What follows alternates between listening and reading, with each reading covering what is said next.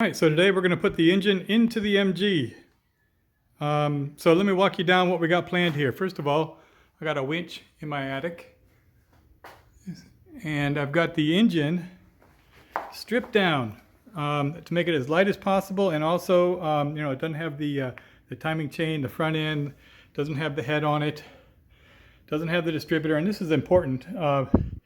I've seen in a lot of forums where people, they have their distributor connected and everything, and they put their engine in, and sometimes the distributor gets used to torque the engine around, whether it's a chain connected to something that wraps around it or whatever, and quite often the distributor housing will get damaged. So this is actually an advantage in that case. But the real exercise here is installing the engine without a cherry picker, just using a winch in the garage, and this is actually intended to be a one-man task. So by reducing the size, the weight, and overall bulk of the engine, it makes it a lot lighter, a little easier to deal with. You can see I've already got the engine mounts pre-installed, ready to mate up with the engine mounts that have been already installed into the engine here. I already did a video on replacing those. The other thing I have done here to prepare is, you see I've got the bolts pre-positioned, ready, they're already sitting in there. Reason why is once you get the engine in there, you see some of these bolts, they don't have a lot of play in there. It'd be very difficult to get those bolts into place. Once you get everything in there, it might make it difficult. So just to make it easier, I've got those pre-positioned, so once we get it lined up, we'll be able to slide it in, throw a nut on real easy. The other thing I notice here is I have a winch, sort of a ratcheting cargo strap here lined up. It's connected to the firewall right there, and that goes underneath the transmission bell housing and comes back up over here, and it's connected to the other side of the firewall. The idea there is when you're installing the engine, you want the bell housing and the engine to be perpendicular to each other. They need to line up, and short of putting a jack under there or having some other apparatus to move that bell housing back and forth, this is the method right here. So while I'm in the engine bay, I have the ability right here to ratchet it, to bring it up a little higher if I need to. The idea is this spline needs to go into that hole right there, and so everything has to be lined up. There's not a lot of play, there's not a lot of slop. Obviously you don't want a lot of slop, but the other thing is obviously this winch is fixed. It's in a single place. I can't move it. So how am I going to move the engine forward, right? Well, my intention is to pull the car forward towards the engine. Once I get it up there, I'll pull the car forward. We'll drop the engine down into the bay, and we'll adjust the car left and right in order to marry those up. That's my plan. Let's see if we can get this to work out. I hope to get a camera angle from this, but I also have installed a GoPro right there, so we'll get a unique engine eye view of the engine being mated up once we get that in there.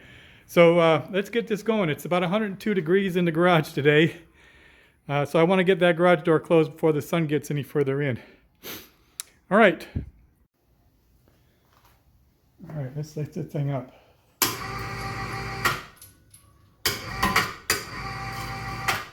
You notice I have a bolt in here and a screwdriver right here. That's so I can manage where the chains lie into the hook, so that I can get it so that it's balanced nicely.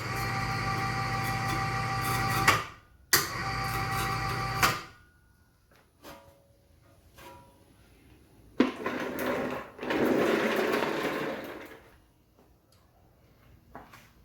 think I've got it high enough.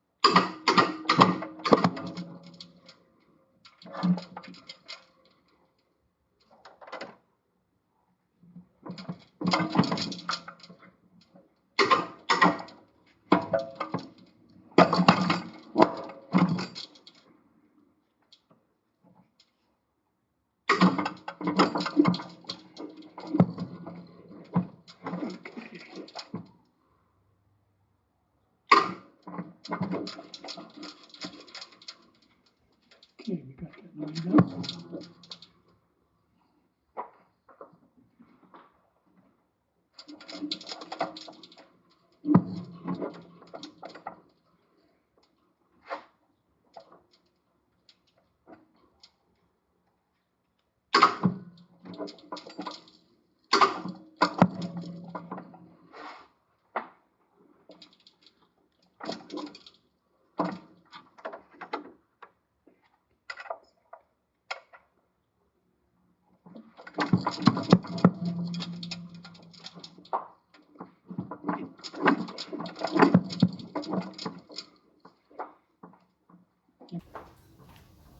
Okay, so at this point I'm going to put the car into gear so that the spline on the transmission is fixed.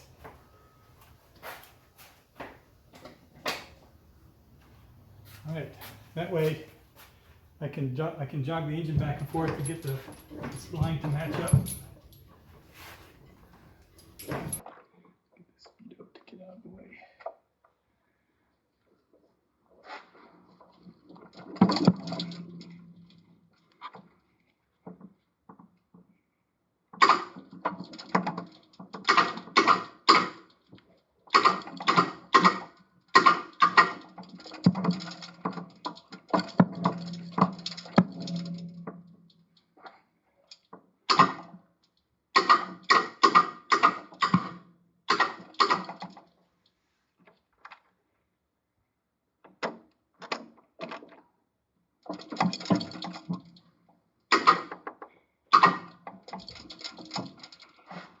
It's getting further every second here.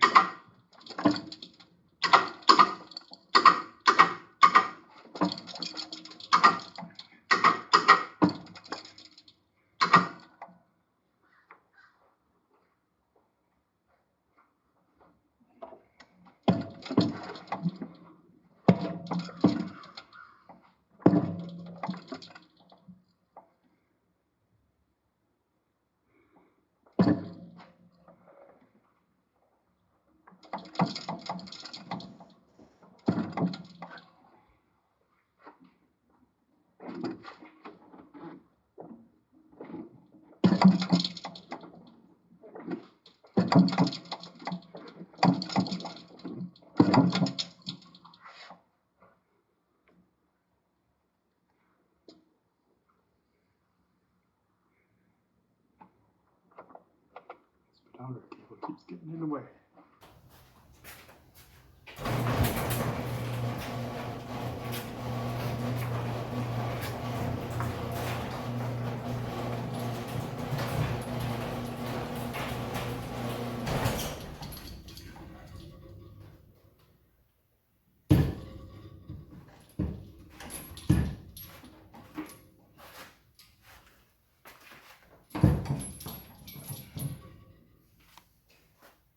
Okay, we got the flywheel in. We're just sneaking it in there.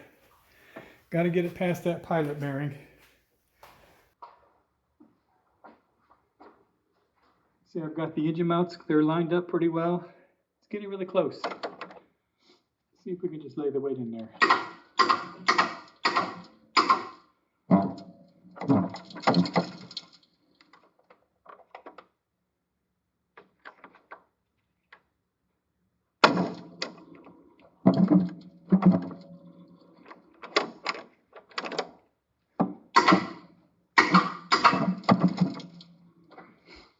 Just need to get these all perpendicular and lined up. They're a little bit tighter on that side. Get the holes lined up too.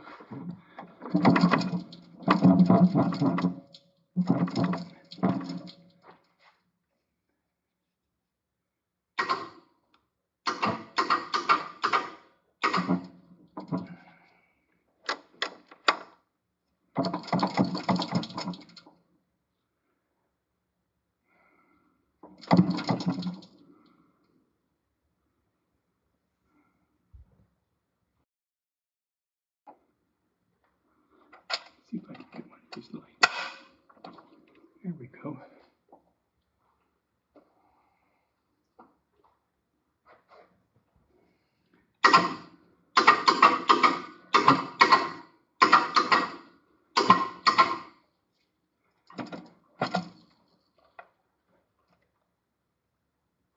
Might be able to get a thread on that.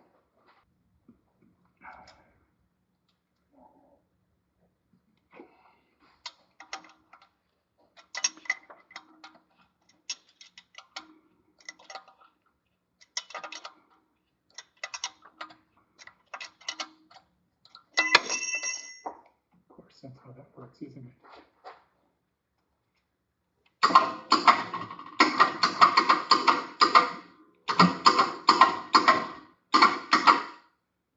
Okay.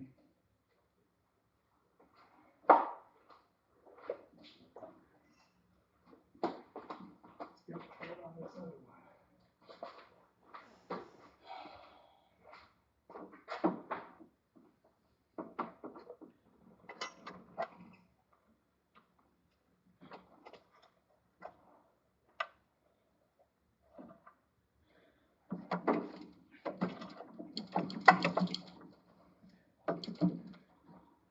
Almost.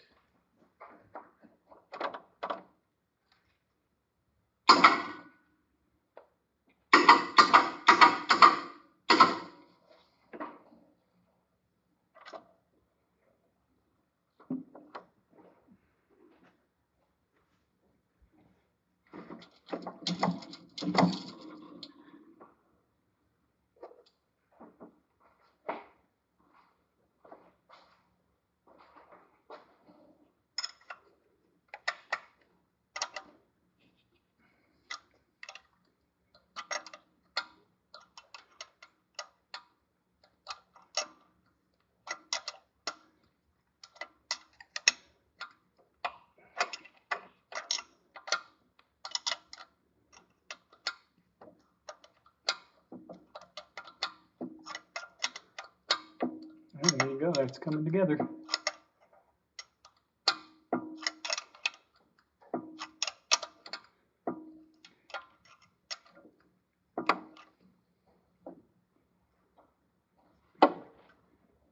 any closer over here.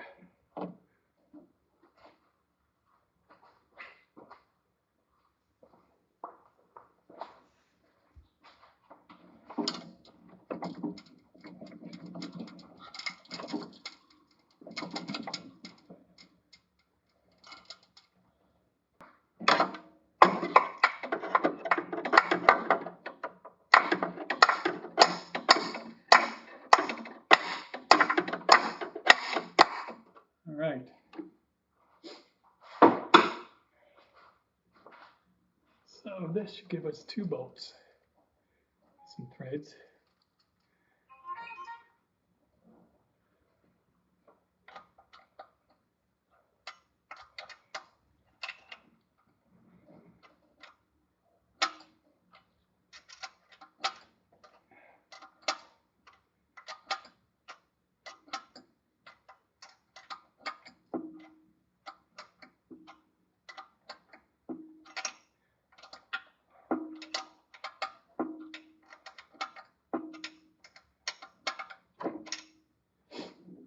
Okay, so I got 2 bolts in there.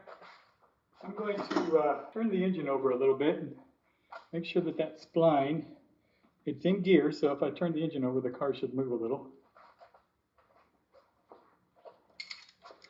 All right, so just FYI, this is a 1 5/16. Fits right on the end of the drive shaft here. Should be able to turn the engine over.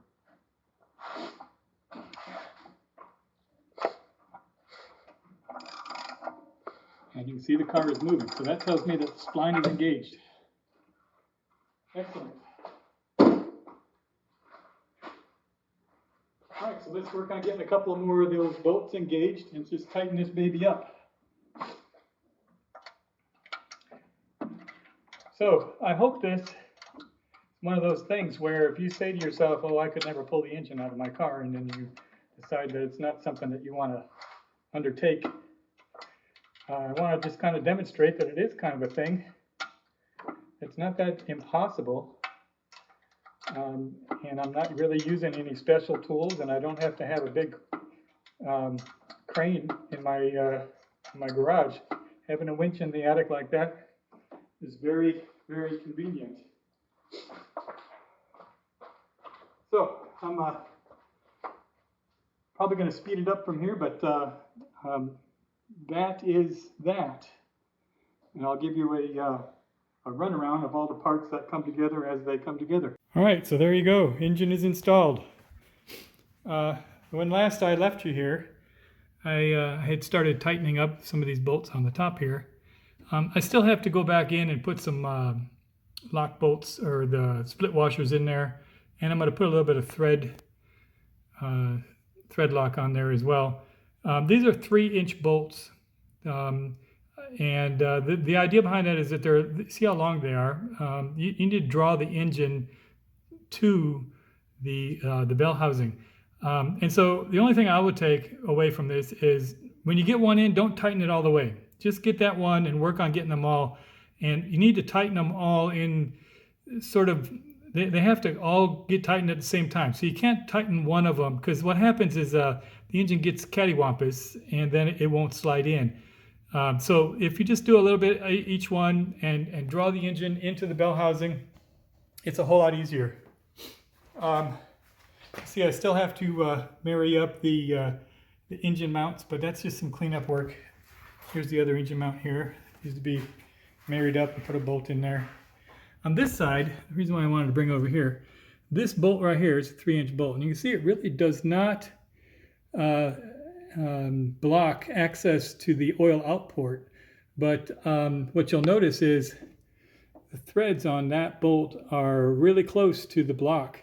So when you get this bolt going, you can't let the nut ride out too far, because you won't be able to engage the nut. The nut has to stay close to the back plate of the engine, right in that little spot right there.